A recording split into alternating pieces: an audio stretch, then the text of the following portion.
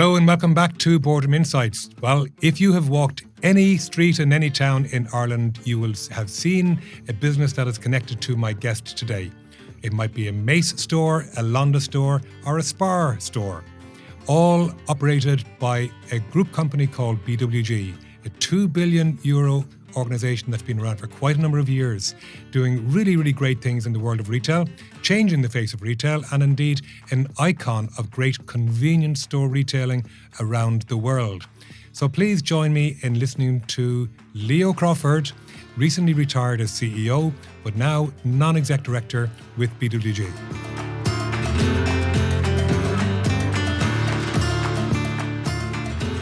Well, welcome, Leo. It's great to see you. Well, I haven't seen you in a while, but of course you are off playing football and golfing and doing all sorts of crazy things now that you've... I wish. Now that you've changed your life. Leo, how's life now since you stepped down from the day-to-day? I know you're still involved as a non-exec director in BWG, but how's life going for you these days? Surprisingly well. I'd have to say to you that, you know, I've worked in the business with BWG, which obviously we're going to talk about. I was in that business for 30 years, with Irish Distillers before that. And, you know, the idea of change in life is always challenging for anybody. So I was, being honest with you, full of trepidation about my retirement. I really was. Right. And I'd be telling a lie if I said otherwise, because as human beings, we just don't like change. But after 3 months in now, I find I'm very busy. People say I seem more relaxed. Really? Maybe I do. So surprisingly happy at the moment. Maybe it's a honeymoon period. I don't know. But wow. I have to say no regrets. And I do find that I'm busy talking to lots of people. Good. So far, so good. Fingers crossed. Well, Leo, everybody knows the brands that you represent, such as Spar, Mace, Londis, and isn't it XL is the XL? Absolutely. And the Value Centre cash and carries. But not many people would know BWG, the mothership. So maybe tell our listeners who and what is BWG. Well, BWG actually stands for Brooks Watson Group. Right. And Brooks Watson Group... I never knew that. There you go. Brooks Watson Group was actually a publicly listed company in Ireland until 1984 when Irish Distillers acquired the business. So Brooks Watson Group was a little bit of a conglomerate as well as food wholesaling. It had a business called United Drug, which you'd be aware of, and it had Mahon McPhillips, which was an engineering business. So that was the original conglomerate. Irish Distillers acquired Brooks Watson Group in 1984, primarily in terms of just looking at integration of the business. And it was really the cash and carry outlets that Irish Distillers was interested in selling more of its products for wholesale through the cash and carry outlets, who obviously sold on to pubs.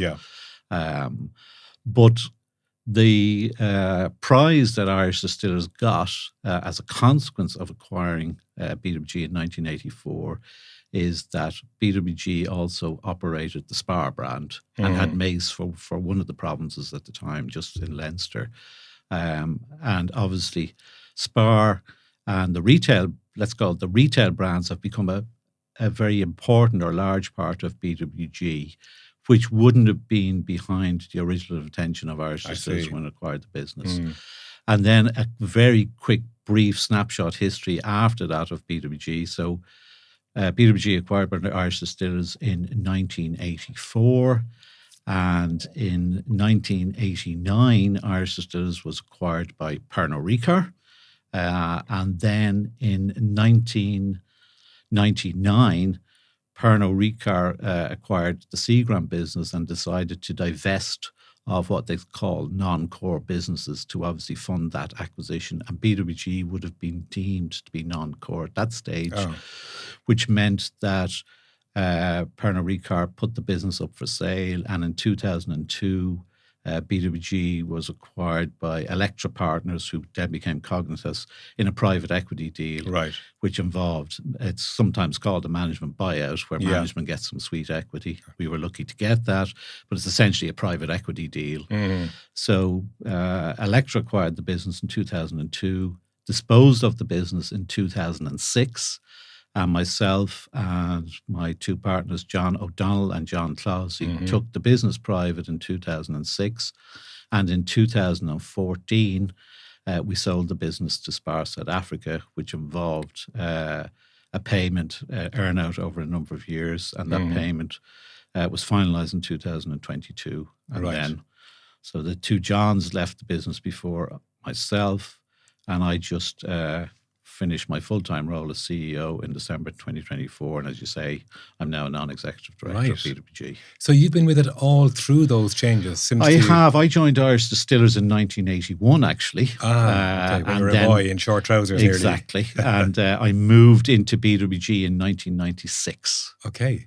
So I was came up through the ranks in Irish Distillers. I was finance director of Irish Distillers post Pernod Ricard acquiring the business.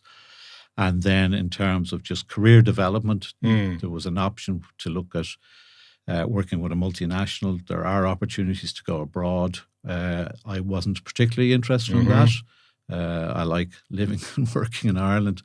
And so I approached my then boss, Richard Burrows, to see would there be an opportunity for career development for me in BWG. And I went into BWG in 1996 as the BWG Foods, which is the Irish business managing director, and became Group CEO in 1999. Right. And there ever since. There ever since. Right. Yeah. So are you mainly a retailer now, BWG? I know you do have the food service wholesale business. We do. Well, in terms of, I would say we work in partnership with retailers. So we do, you could say we wholesale to retailers, but we do own a number of stores ourselves. And then the franchise model is quite complicated, where we would own some of the properties and let you, Alan, go in and work and pay us a franchise fee for working in the property we own. Or we could deal with a Leo Crawford, who's an independent retailer. We end up having a trading agreement with Leo Crawford. The independent retailer buys from BWG and helps fund the advertising campaigns, but avails of the promotions that BWG give. So give us a sense of scale and size, and how many of each of the symbols do you have? So in size of the business, we'd have close to a 2 billion turnover, because we have a business in the UK, in the southwest of England, where we have the Spar franchise as well. But how many stores there, Leo? Just over 200 there. Oh, right, okay. So in terms of Ireland, we just we supply over 1,000 stores. You'd have Spar, Eurospar, Mace, Londis and Excel, as you referred to. Okay. Spar would have the most numbers. Spar would have over 400 stores. That's the flagship one, is it? That would be seen as the flagship brand or the mother brand. I've always been interested in a multi-brand strategy, and I learned that in Irish Distillers, and maybe we can touch upon that. But you have Spar, Eurospar, which is a larger size store. Then you have Londis and Mace, which, would have similarities in the sector they operate in compared to Spar. And then you have XL, which operates an option for independent retailers who don't want to go the full transition into symbol retailing. But tell me about convenience store retailing. If you just talk about the sector and the trends, what's happening in convenience stores in recent years? Well, if I go back to the start, I see convenience retailing, and I take great pride in this.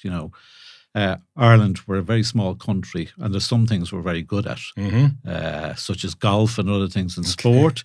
But we're actually seen, and this is something I'm very proud of, we're seen as the most innovative people within the convenience retail sector. And why can I say that with a bit of confidence? Because I was president of Spar International, which operates in 40 countries worldwide. So we would always have great pride in the fact that, and Spar International is a great organisation because it's very much you're sharing ideas and innovation across the world. And for convenience stores, all the other countries would come to Ireland because they saw Ireland as at the first front and at the cutting edge of innovation. Good to hear. And, I would say Spar led that, but even a lot of our competitors, who I won't mention their brands, are very fine operators within the convenience sector. So I would say Ireland, leaving out even Spar or being biased towards BWG, Ireland to me is the best service market in the world in terms of convenience operators. Well, that's interesting. That's quite a statement to Yeah, say. it is. And if we just look across the water, Right. where we have operations as well, and Alan, you say you go to the UK a lot, and I'm sure a lot of our listeners know the UK. Not all of our listeners might know Ireland, but you would see a massive difference between, and it's very dangerous to generalise, but I would say to you, you know, a convenience store in Ireland would be of a higher standard, higher quality, a better brand. In what way? Just give us some examples. Okay, what you mean by that. So what I would say, traditionally in the UK, convenience stores were, I hate the term mom and pop stores, I know what you mean, though, CTNs, but they would have been seen very much as the family business, the old family and the small corner store, Yeah. which weren't selling a lot of fresh food. Right. Right. Ambient mainly. Yeah. Exactly. And tobacco, confectionery, TSN, and newspapers, yeah. right? That's the way they would have come up. And alcohol became very important for stores in the UK. In Ireland, when you go into a convenience store, you can satisfy most of your needs. You can have, we call this term dashboard dining. I mean, how many people go into a store, whether it's a forecourt, whether it's a convenience store, to just have their breakfast, get lunch, or actually get something to take home. Dashboard, as in the car dashboard. Dashboard dining, or just food on the hoof where they get something and bring it to the office and eat. So that's all based on the fact that you have very fresh produce within a convenience store. That's not what you traditionally find in a lot of old-fashioned convenience stores around the world, where you'd go in and you'd get your confectionery, you might get your dry groceries, but there wouldn't be a delicatessen in that store. Right. Whereas now, around nearly all our convenience stores, you have fresh delicatessens. Now, it makes sense in terms of the financial model for that to operate, because the margin is much better. The margin on cigarettes would be extremely low. The margin on, I don't want to talk down any of these sectors, but the facts are, from the retailer's perspective, selling cigarettes and newspapers, it's very hard for the retailer to make a living out of it. But they have to have them as a footfall driver, don't they? Yeah, absolutely. Whereas if you can sell coffee, your delicatessen, that's where you're moving towards better margin for the operator.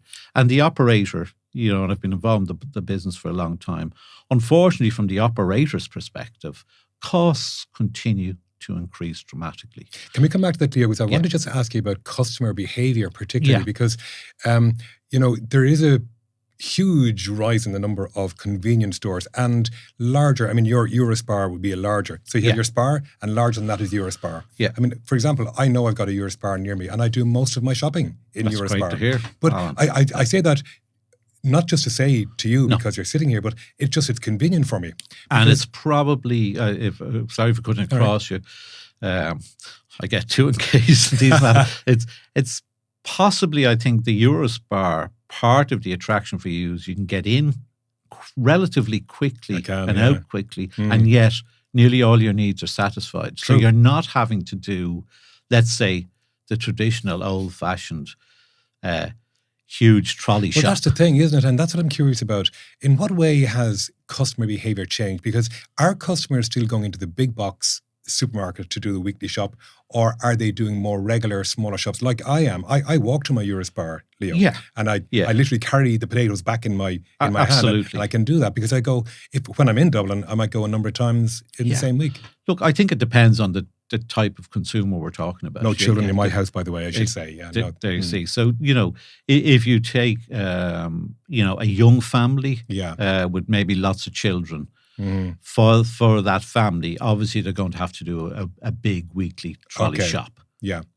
Whereas some of us, if you don't have children in the family, getting in and out of a store nearly matters as much once you have the range and you can get it quickly. And that's where Eurospar has found a very good niche for itself and is performing quite well.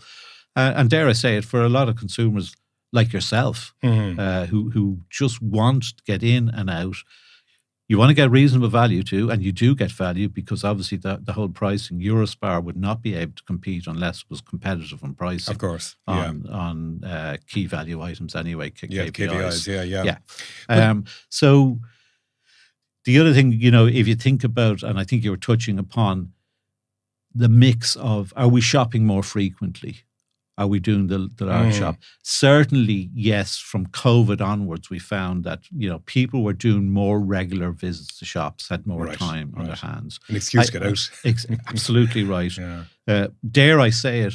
The fact that people are working from home more gives them an opportunity to maybe during that time to go out and do more frequent shopping. Having said that, you will notice that the large supermarkets are trying to get your transaction value up higher.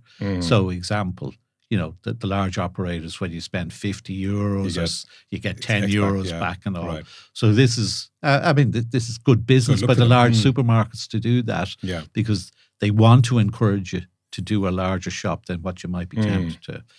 One of the other interesting things that's happening in the sector, and this is a challenge to a degree for convenience, where I would have spoken about the fact that convenience almost had a temporary monopoly, which is a dangerous thing, and the fact that people would go into a convenience store, either satisfy their needs for their breakfast or their lunch and get out quickly. The larger supermarkets now recognise that that's an opportunity for them. So in some of the large supermarkets, you can go in and get a convenience offer where you can get your coffee or you can go to a deli and get served quickly and out. And that's just natural because that's a good area of business. As we said, an area of the business which offers good margin to a retailer, given all the increased costs they're facing. And if you think about the German influx of so-called, I don't know how they manage to get this name, discounters. I mean, they don't deserve it because they're not discounting, they just low prices. But however, we can't change that particular bus. No, that has left the station. They came to Ireland, I think it was around 98, 99. Right. And I think they've done a fantastic job. Right. And, sometimes you shouldn't just denigrate your competitors. I mean, what they've done between the two of them, Aldi and Lidl, they would have, shares are always debatable, but, there's no doubt about the fact that they have a combined share, I think, of over 20% of the market. I see that, yes. Yeah. That from a standing start is quite an achievement. Absolutely. And I think they've been very smart where at particular times of the year, they try and premiumize their offer. And this is all about margin as well. So if you look at these guys at Christmas time, the quality or the type of product they're offering, they bring it up a niche because they know that people around Christmas time are prepared to spend a little bit more. Right. At the end of the day, the art of retailing is all not just about sales, but in terms of delivering a good margin to feed or support all the costs you're facing. So, to me, Aldi and Lidl have done a very impressive job. Having said that, I think the reaction of the other guys has been particularly good as well. Right. So... if you look at Dunn's in particular, they've really upped their game, haven't they? I think they have. Yeah, people will be wondering, Leo Crawford in here talking about everybody except his own. No, we're going to come to that now. We're going to come to that. Well they're doing. Look, the stats. I always say judge anybody by the stats, and the performance of Dunn's stores in terms of market share, I think, has been quite remarkable. Sure. And again, go back to what I said about Aldi and Lidl. Dunn stores have taken that to another level where they've premiumized the offer again. So you go in and you see all these brands. You see a separate butchery now. You see a separate bakery, a separate coffee area. Sure. And this, again, is the art of retailing as to how do you get yourself, I love this term, a temporary monopoly where there's a differentiation there. Yeah. Dunn's have done it particularly well. And obviously they were the first to start this voucher scheme I spoke to you about, which has been extremely successful for them. But Irish retailing, to me, grocery retailing, and I'm biased, I think, we should be very proud of the sector in terms of how we compare against the world. Right. And then I get really upset when people start comparing price. Now, I'm going off on a rant already here. All right, I'll give you the space. Go on. When they say, well, look, I compare prices with the rest of the world. Mhm. Now, I had a friend of mine, his son has just moved to Amsterdam, and he sent me a text because he's interested in this sector too. And he says, look, I got to tell you, he heard me talking about, I always go on about prices in Ireland. He says, I got to tell you, prices here, Ireland compares very favourably to some of the supermarket shopping I've done in Amsterdam. Right. We're not always comparing apples with apples, and the cost structure in Ireland is very different to other markets. But as I say, look, people would say I'm biased, but I'm talking about my competitors. I get it, but we'll come back to the cost structure, because I do want to know in what way, because I see it in other sectors too, Leo, where costs are really, really rattling cages big time. Yeah. But I think though, let's just go back to Spar, Mace and Londis. Now, I've done work with you over the years on Mace with strategy and Londis with the regional managers, but for those people out there who, if you take down the front of the shop, the colours and the sign, be it Spar, Mace or Londis, how does it differ inside the door? Now, there are nuances clearly in terms of merchandise. So tell us, what are those nuances? Well, first of all, I'd say in terms of any convenience store, what you want to go when you go into the store. What are the main things you're looking for? You're looking for a store with friendly staff. Very important. You and I have already said you want to get in and out quickly. Yeah. You want to know that the store is clean. You want to see an array of fresh products. You want to come into the store. I call it retail theatre. Where you come into the store, you say, "Wow, this is a nice store." Do you know what I mean? We want you to feel that you want to buy more things. Sure. That'll be good. I remember you and I, you used to slag me about my three-legged stool with the product, people. I mean, retail theatre is a combination of product, people and place. Absolutely. And it's for each of those brands, it's getting their version of what product, people and place looks like. Isn't that it? Yeah, absolutely. And look, you've got to feel too that you're going to get value. Part of the challenge for any convenience, I'll come back to Spar, Mace and Londis in a moment. Part of the challenge for any convenience operator is pricing. Yeah.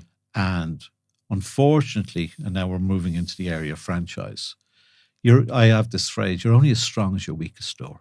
Right. So if there's one guy, we can only give you recommended retail prices. Okay. Right. I cannot enforce on you the price you charge. Legislation won't allow that. Yeah. That's retail price maintenance. Okay. If we own our own stores, obviously I can do that. But if I'm dealing with Leo Crawford, who's the independent retailer, I give Leo Crawford the recommended retail prices for all our KVIs. If Leo Crawford decides that he's going to charge a higher price, I'm disappointed with him, but I cannot be an enforcer. Right. This whole model we operate, we're persuaders rather than enforcers. Right? You mean as you, the franchisor? I think in terms of a relationship with retailers. But, so the challenge you face as a convenience operator, I've told you already, we've 1,000 stores. Take over 400 Spar stores. All it takes is for one journalist to find the one store that's price gouging. Right. And therefore the whole brand is affected. Yeah. So, obviously we're upset by the guy who's done Indeed. that. Yeah. So we have to be persuaders rather than enforcers of that.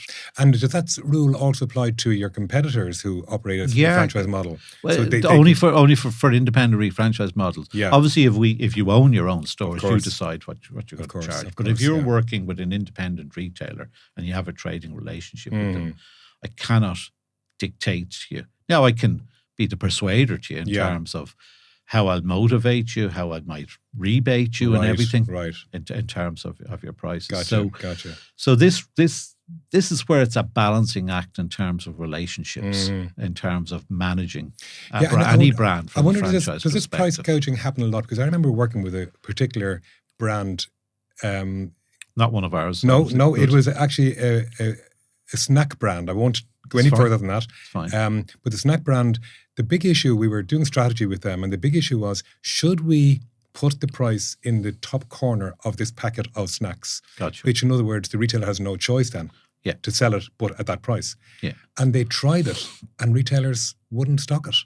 There you go. Yeah. Because they didn't have control. The control was been taken away from them. Yeah. So, and you never see anything now with a price on it, do you? No, other than rarely a newspaper. now, very rarely. Yeah. But back to the difference. I mean, what is the difference between Spar, Mace and Londis, apart from the colour of the door? there are nuances, I would say. Yeah. Is it merchandise mix, Leo? There'd be an element of merchandise mix in it. Londis, if you take a Londis store, you might say traditionally Londis would have had a little bit more of an alcohol mix in it. That's traditional. Okay. Right. But Londis is now on the high street in Dublin as well, performing extremely well. Mace in the past would have seen us maybe having more forecourt stores as part of its mix than before. Yes, like with the Maxall relationship. Yeah, with the Maxall relationship, we did have Mace. But between the three of them, they're all out there competing. Yeah. And we give a choice to the retailer as to what they want to go with. And the other advantage we have, and we have in many situations, and this is something which our shareholders in South Africa couldn't get their heads around, we can have a Spar, a Mace and a Londis operating in the same town, the same street. Competing against each other. Competing against each other. And the way we operate with our sales teams is, and this is where you have to be careful that you don't achieve sub-optimization, that you could have a retailer talking about the Spar, Mace and a Londis to see what offer they want, which one they want to go with. Right. And so let's now talk about that model, the franchise model, because, and we'll come back to cost in a moment, Leo, but I mean, if, for example, I was in a particular town and I was interested in changing, and I talked to BWG and I have three choices. Well, you'd have more because you might be big enough to go a Eurospar, or you might even want to go the XL model, which might be less branding, smaller store. It might be just smaller. But although XL, we've some excellent large stores as well now. But if we went for that standard, if you went for the three, as you say, 2,000 square feet or something. Yeah. Okay, so 1,000 square feet up to 2,000 square feet. So what would be the differentiator for me as a franchisor between a Spar, a Mace and a Londis? As the franchisor? As a franchisee, I should say. Well, first of all, you're going to talk separately to our teams. You're going to say, which brand do I prefer? Right. What do I see in terms of how this brand is pitched in the marketplace? Okay. What do I think the consumer would prefer? So it's kind of looking at the community and see what the competitive set is. I mean, it is community-based retailing, which is extremely important to us. And as I say, Spar would be a larger franchise. We'd have over 400 stores, whereas for both Mace and Londis, we're in the mid-100s in terms of our store numbers. But again, you might say, I like the approach they're taking, even in terms of their PR, their marketing, whatever. It's a whole range of things. I like the people here, this team. I want to work. I know them well. I went to see the new, let's say, whether it's the Spar, Mace or Londis store, they've just brought out this new store, this new concept, which is slightly different. I might go with them. Right. So from our perspective, as I say, it's really interesting where no matter what business you're in, and I know you were talking with Colin Gordon last week about brands, in terms of managing a number of brands, it's really a multi-brand strategy.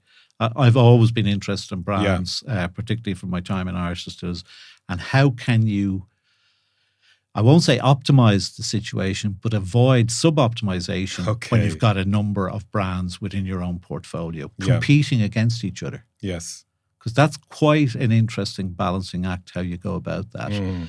So in terms of Spar, Mace and Londis, that's always an interesting debate within BWG.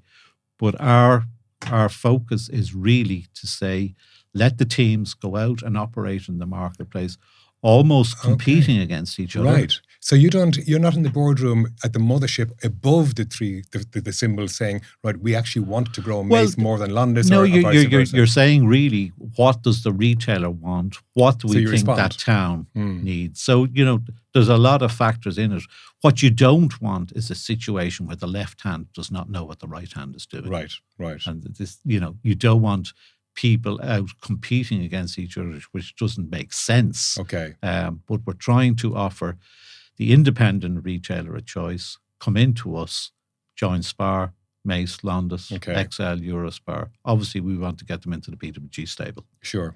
So let's talk about what is it like for a franchisee. I mean, when they become a franchisee, what do they get by being a franchisee? Okay, so obviously they get a huge support network for a start. But the first thing is they get a trading agreement. So the trading agreement means that you're going to buy produce from me at a certain price. Right. Now, obviously, you're going to buy, if BWG is a 2 billion turnover, you're going to get better deals Of course, than if you were just working as Alan O'Neill corner shop, right? Yeah. So that's the first thing. You're going to avail of the buying power. And does the retailer have to commit a certain percentage of loyalty to you? Yes, but again, you try and motivate the retailer. The more loyalty you get, maybe the more rebate you'll give them to do that. So what that means is that the retailer has a choice of buying from your stable, BWG, or buying from others. Yeah.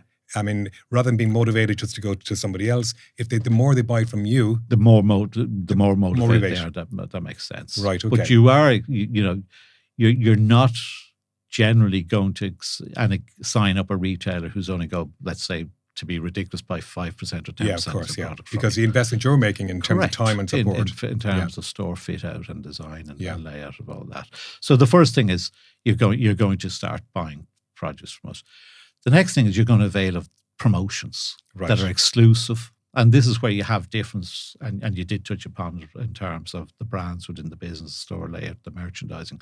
We might have a promotion on a certain confectionery product in Mace this week, which is unique to Mace. It wouldn't be in Spar. Are you talking about Cadbury's, for example, in the bins, in the cardboard bins? Exactly. So so if I become a Mace retailer, Spar, Londis, whatever, I can avail of the promotions, which is very important in terms of how you operate in the marketplace.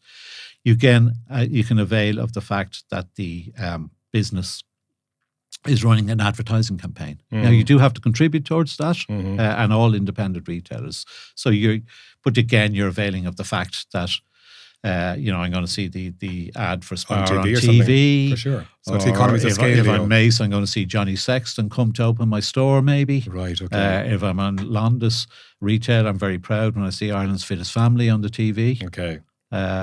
So, there is that, let's call it a halo effect, that you feel part of something big, you're part of a brand. Yeah.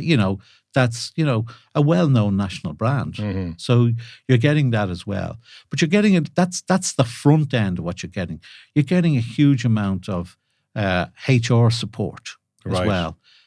We have a HR director, Peter Dunne, who's made great inroads in terms of providing supports to retailers. Because there are small guys that couldn't afford their own even HR. helping them recruit people. Right. We're now looking at, Peter has a project running called The Next Gen, where we're trying to get the next generation into retailing. Right. We've taken them over to Amsterdam. We've got retailers to operate as mentors. So we have what you're getting from BWG is you're getting a whole head office. We'll give you an IT system. Okay. Right? Yeah. So, all these service areas, we'll provide you financial advice, put you in the right area. So not obviously the most important thing is the product and the buying of it, the price of it, the store layout and design, the salespeople advising you on what you need to be doing. This is working well, not that. But in the background, you've got HR, IT, and marketing providing huge support. So you become part of a large mothership. Sure. And I always said the difference for me between Irish Distillers and BWG, the way I put it down, in Irish Distillers, the most important thing probably was the product. Great whiskies, Jameson, Powers, Paddy, etc. In BWG, the most important thing is the relationship. So if I'm the BWG person here, and Alan, you're the retailer, our business lives on my relationships with you, because as I say, I'm a persuader to you, not your enforcer. Well, so you've got to have faith and confidence in me.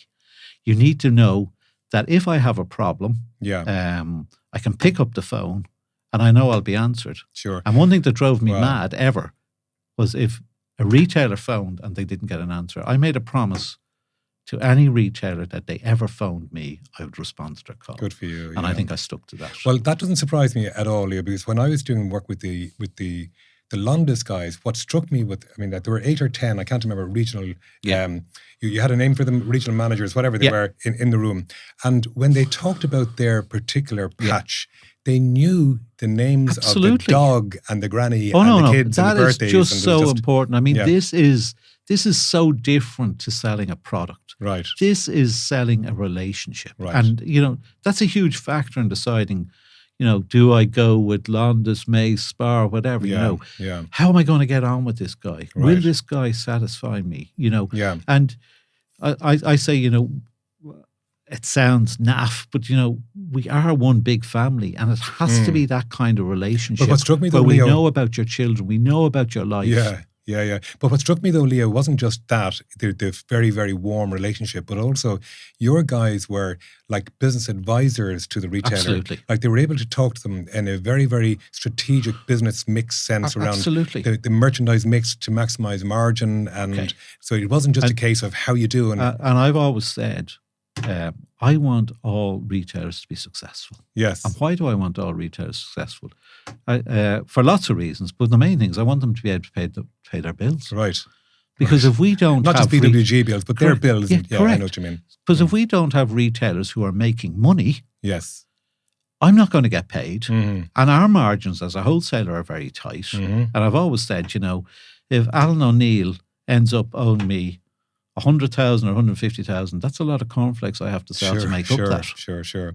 Well, look, Leo, I want to just touch on the life of a franchise in a little bit, but let's just take a quick break and we'll come back after this. Okay, thank you.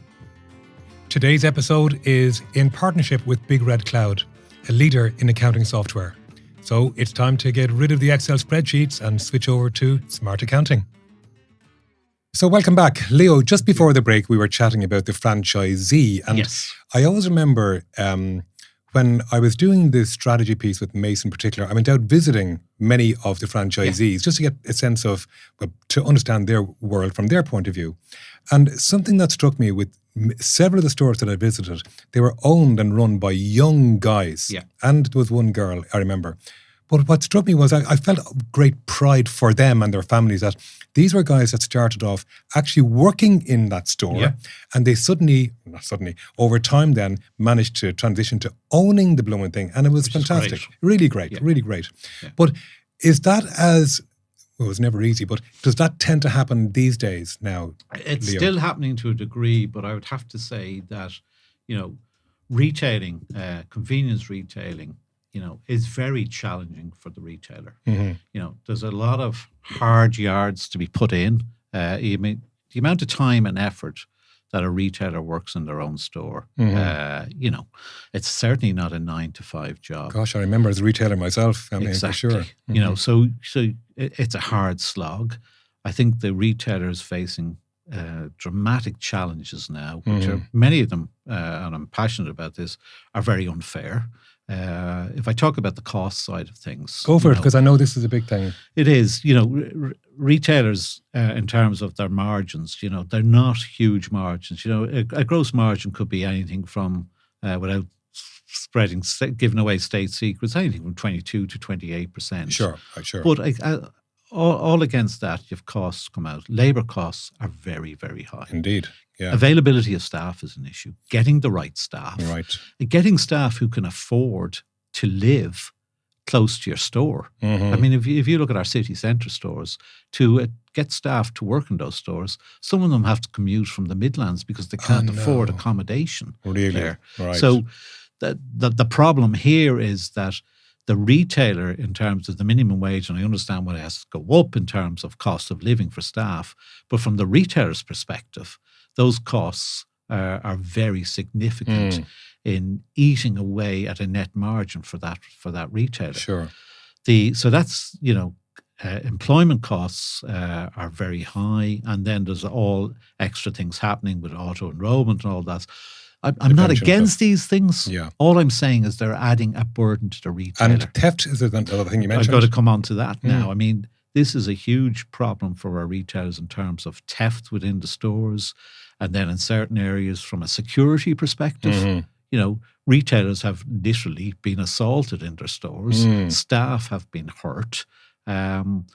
Compliance costs. Again, I accept it in terms of food safety, health and safety. You're talking about waste management and stuff like this, yeah, are you? All that. There's, as we say, pilferage going on in stores. So all I'm saying is when you get down to the net margin that the retailer's operating under, a 1 or 2% change, that's the difference between earning a good living or maybe not earning anything at all. Right. And I just don't think that there's enough state support for retailers, local authority rates, etc. Right. So, I've great, as I said to you from the start, I've great admiration for Irish convenience retailers. We are the best in the world, but we're making it extremely difficult for them. And dare I say it, possibly less attractive for the next generation to come into, which we feel very concerned about. And that's why we're running this next gen campaign. Before you come on to that, in the hospitality sector, they have, and the restaurant sector, they've been really loud in their lobbying around the VAT rates and so on. I mean, look, I'm not convinced that's the right answer because when it's percentages of percentages, it doesn't actually make that much difference. Now, they would kill me for saying that. Yeah. But there isn't as much lobbying going on, it seems, in the retail. Is that fair to say? I think there's a lot of lobbying going on.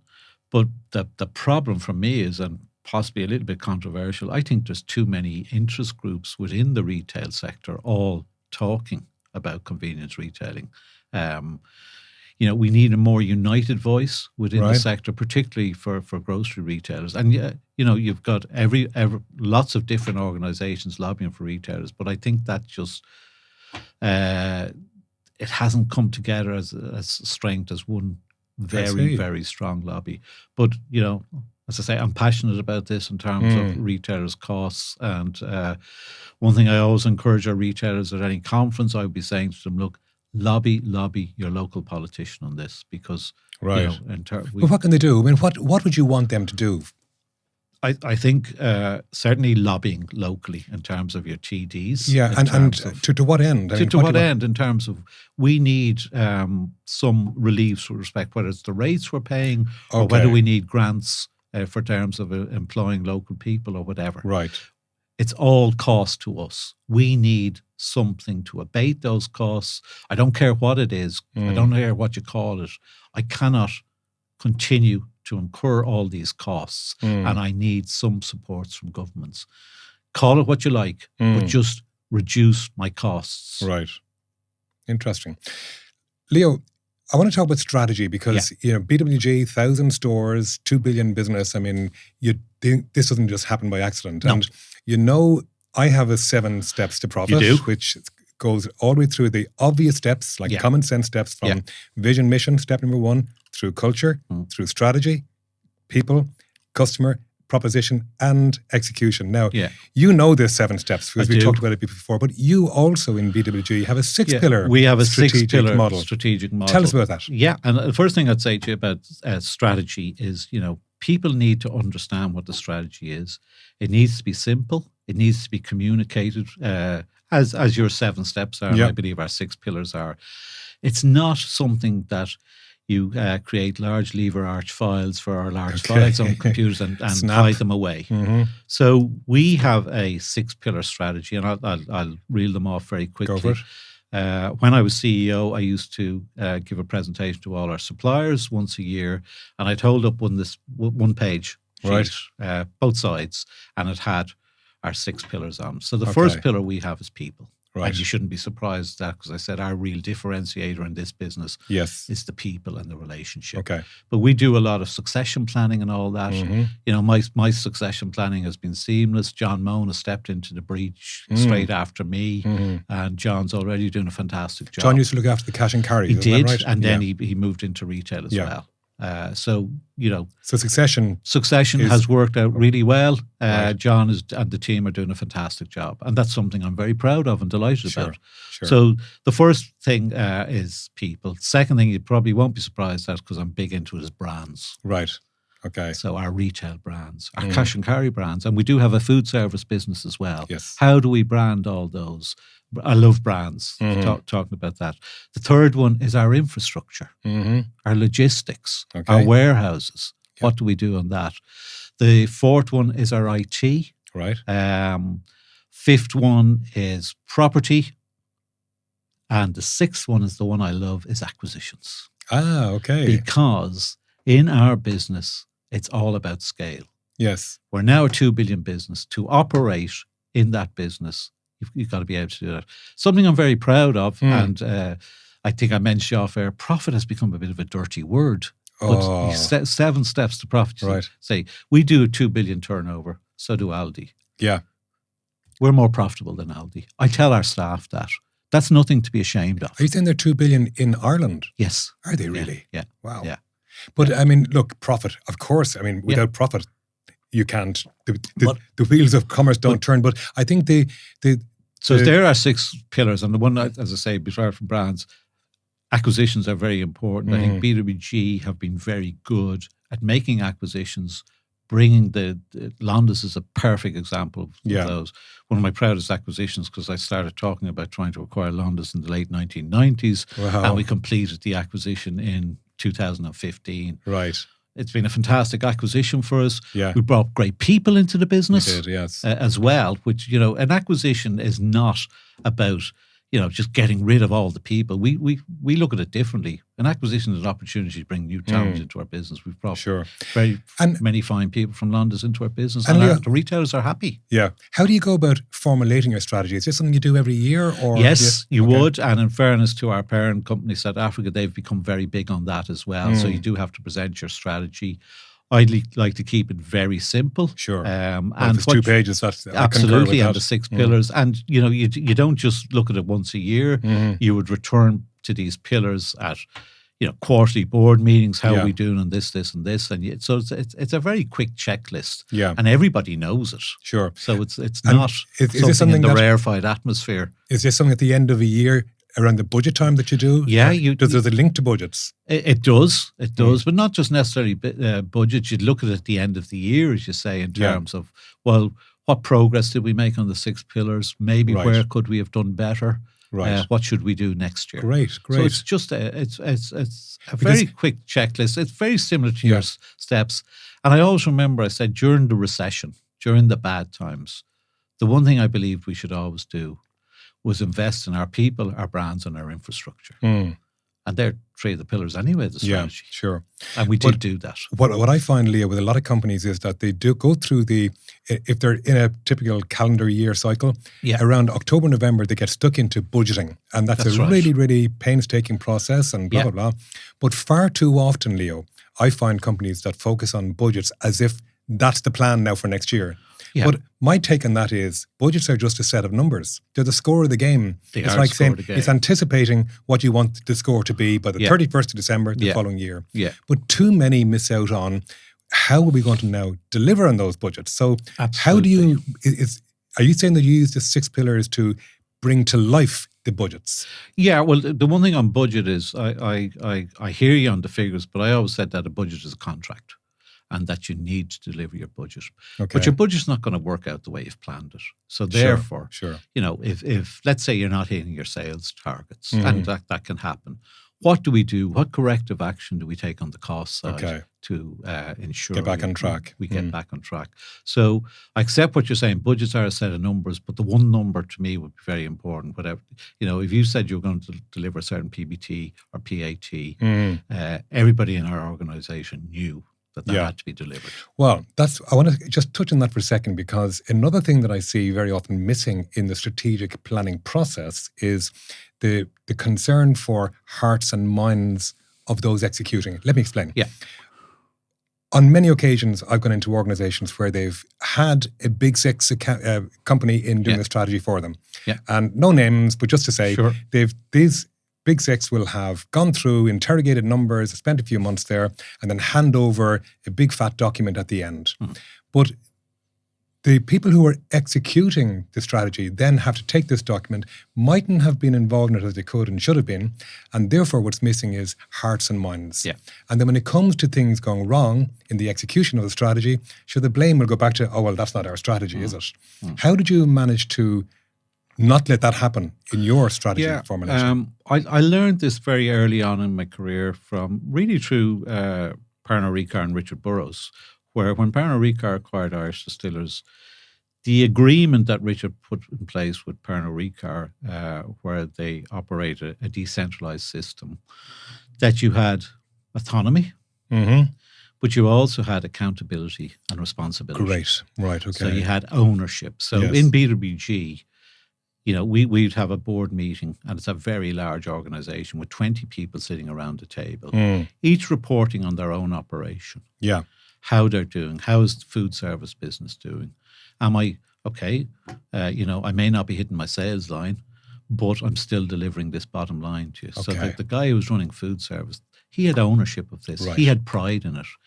Okay. I want people to feel the hurt Yeah. if they don't perform. It's like losing a football match. You don't Right. feel good after it. Right. But when you win, you celebrate the win too. Indeed. Yeah. So as an organization, everybody around the table was highly motivated to achieve their goal of getting. And if something happened that was, as you say, in budgets, they're only a set of numbers. The one thing for certain is things aren't going to work out as you set out the budget. So there's going to be some event that changes something. Yeah. Even COVID's a great example of that. Oh, so, gosh. what do we do in all of us? How do we help the guy who's just outside his control? What can I do to help him to achieve his budget? But everybody, I can tell you, within BWG would take ownership of the annual budget. That's how you got but hearts would and take great minds. pride Yeah. No, I get in that. achieving it as well, and celebration in achieving it. So let's move on, Leo, if I may, to your new role in life as non-exec director. And I know you've got some strong views on the role of a non-exec director, particularly one that has been the CEO. Yeah. So talk about that. Yeah. Well, first of all, you've got to give space to the new CEO. Okay. John Moan has taken over from me. I have an agreement with John that publicly John is now the face of BWG. He is the CEO. He's got to be CEO. You can only have one boss. You can't have two bosses. So I'm there to support John and the team as and when they want me. Okay. I am not there to run the business anymore. Okay. So that must be hard for you, Leo. It is. It is. I think I'm doing reasonably well against it. I think it's very important that that's the case. For example, we have a big SPAR convention coming up. And, people said, well, sure, we might see it that now you're retired. I said, no, you won't see you're me deliberately at that. staying away from that. I'm staying away from that. Right. This is John and the new team show. That makes sense. And the Right. retailers. So is that hard for me? A little bit, but you've got to be fair. Yes. And I'm trying to be really fair to John. He has got to be seen as the man, not Leo Crawford. And John and I have that understanding. We'd meet once a month for a coffee. Yeah. And that's it. John can phone me anytime he needs to phone me when he needs help. And that's the way a former CEO can support. Okay. A former CEO cannot afford to be at a meeting and be seen to be still acting as the CEO. And I've seen this in many cases. Yeah, me too, yeah. And it just does not work. I think it's great. I mean, I think so. Dialogue is the important point here. The Correct. fact that you were able to say to John, kick my ass absolutely. if I interrupt. And I said that from day one, John, if you have a problem with me, you say it to me. Yeah. And John, if I want to give you advice on maybe you should do something different, I'll say it to you, but I won't say it publicly in the meeting. Right, very good. Okay. So look, that's great. I mean, that's like a mini contract between you and him. And there is a teething time. I mean, you're only, is it 3 months? It's 3 months 3 now, months stepped down. Yeah. But you've got a view about non-execs generally. I just think the way boards are going at the moment, I have some major concerns about it. And I think we're going too far towards governance, risk analysis, all these subcommittees. And I think we're losing sight of the fact that, what is the function of a board and a business? And that's really to grow the business, to grow your market share, to do better than your competitors, maybe to take risks. And I think boards now, particularly PLCs, are spending so much time on the whole compliance and governance side that they're losing sight of what the business is about. Feel passionate about this. I've spoken to a few individuals about this on boards, and there is that similar feeling here. That it's a tricky one, isn't it? It's very tricky. Because, I mean, there have been some public platforms here where there have been some boards have been called to task on things that they should have been more focused on governance. Correct. But you're saying the pendulum have a concern is going too far. It'll become too risk averse. At the end of the day, business is about taking risks. Sure. Everybody Everybody needs to be aware of those risks. And I just think in terms of how board times are allocated now, there is so much time. If you have people coming from different areas to a board meeting, and they're flying back or whatever, and you set the agenda. You go through the risk committee, you go through the remuneration committee, you go through, where are we at in terms of sustainability. So you have all these subcommittees now. You don't get to talk about, how is the business performing? Go back to your strategy. We should be with these 7 pillars or your 7 points. How are we doing on those? How are we doing against our competitors? How are we going to grow this business? Sure, what are we doing with our brands? Where are our acquisitions at? The time to talk about that is becoming less because we're having to deal with all these other compliance issues. Yeah.